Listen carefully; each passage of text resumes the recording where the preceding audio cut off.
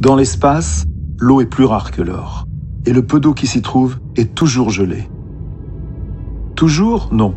Notre planète est la seule qui possède de l'eau sous les 3 formes: gazeuse, solide et liquide.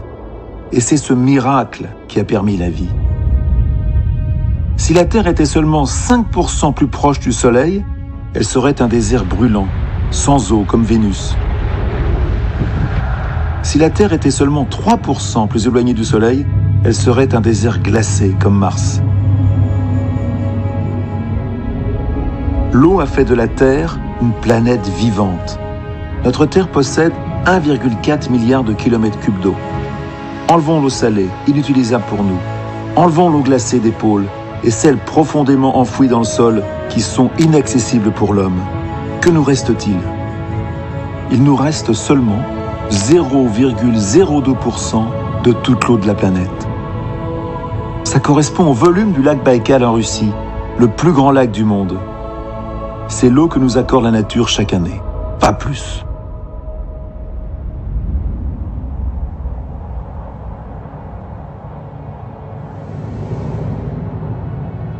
Ces alpinistes au sommet du Mont Blanc ont-ils conscience de se trouver au premier maillon de la grande chaîne de l'eau?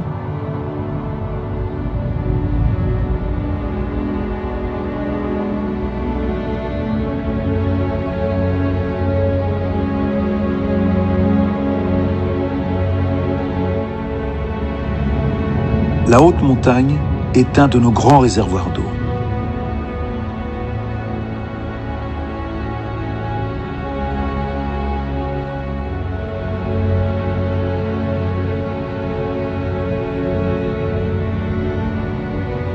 La neige se transforme en glace et s'accumule, année après année. Elle alimentera des milliards d'humains et une infinité d'espèces vivantes.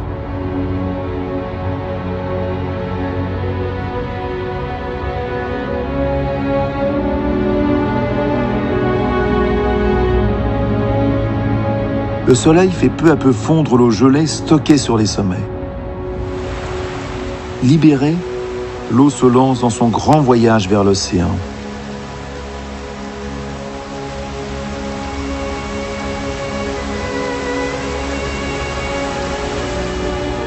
Elle se ferait un chemin de cascade en torrent. Elle nourrit les forêts dont les racines absorbent son énergie vitale. L'eau est une force irrésistible. Elle pulvérise la roche et emporte tout avec elle.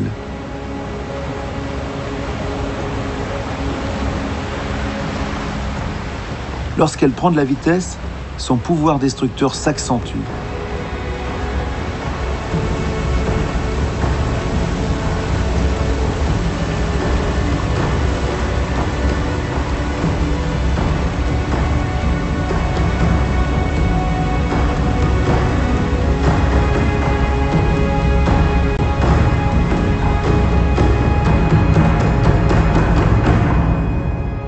Puis elle dépose enfin sa charge de sédiments.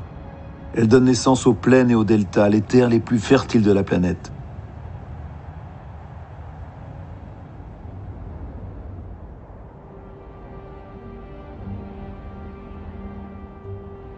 L'eau est une artiste qui se révèle à moi depuis le ciel.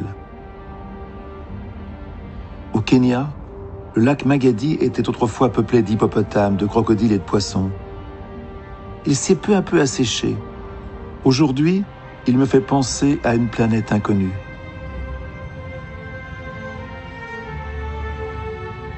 Les sels minéraux, provenant de sources chaudes, se sont accumulés sur le fond, formant une incroyable palette de couleurs.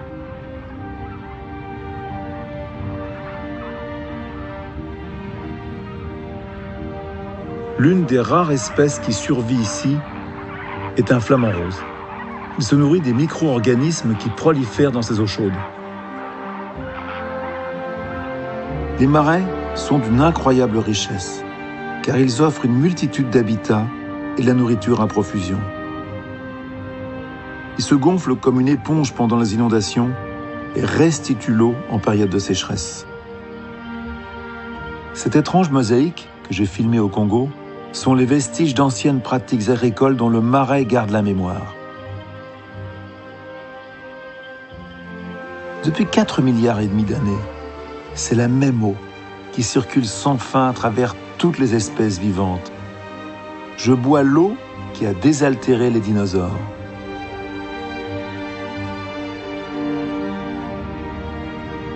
On doit à l'eau les plus audacieux reliefs de la Terre.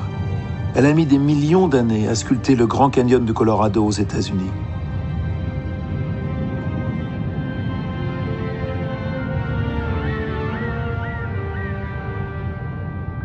Et lorsqu'elle s'infiltre dans le sol, l'eau alimente les nappes souterraines. Ces précieuses réserves se sont constituées au cours de milliers et parfois de millions d'années. Elles ne se renouvellent presque pas. Avec les glaciers, les eaux souterraines représentent notre principale réserve d'eau. Mais l'eau n'est pas uniformément répartie sur la planète. Certaines régions reçoivent 100 fois plus de pluie que d'autres. L'eau est parfois si rare que des hommes sont prêts à tuer pour elle. Dans le nord du Kenya, ce pays que je connais si bien, il n'a pas plu depuis plus d'1 an. 2 tribus de pasteurs nomades, les Dassanesh et les Turkana, s'affrontent pour s'emparer du dernier oasis de verdure. J'ai tué plusieurs hommes. J'ai dû les tuer pour ma sécurité. Nous vivons à côté de nos ennemis et nous sommes en état de guerre permanent. Il n'y a aucun répit au moment de repos. Même assis ici, nous sommes probablement surveillés.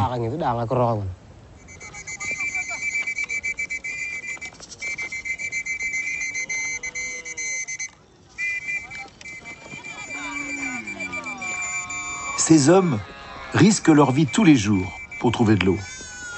Cette danse guerrière fête le retour sain et sauf au village des bergers et de leur bétail. 1 semaine après notre tournage, 13 personnes, parmi celles que nous avons filmées, ont été tuées. Mourir pour de l'eau.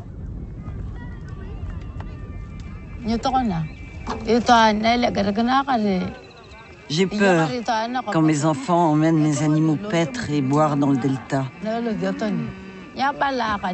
On ne peut jamais savoir s'ils vont revenir ou pas. C'est seulement le soir, quand je les vois revenir avec les troupeaux, que je suis sûre qu'ils sont en vie.